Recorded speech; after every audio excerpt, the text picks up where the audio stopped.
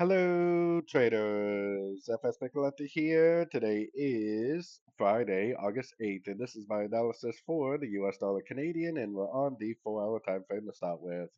So on the 4 hour time frame, we are definitely still going down. If this is the end of a wave C on the higher time frames, which it looks like it is, it will likely go down, make lower lows, lower highs, and take out this low.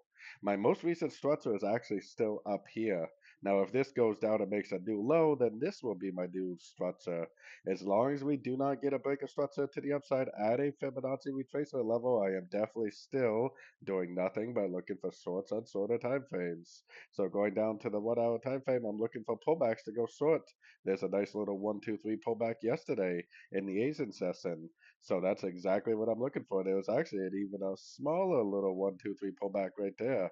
So if it goes up and takes out this structure, then that's the end of a trend. I would become bullish. If it goes down, makes a new low, and then goes up and breaks this structure, that would turn me bullish also. But none of that has happened yet, and it may not even happen. It may just keep on making lower lows, lower highs, which is why I'm definitely still recommending shorts in a downtrend.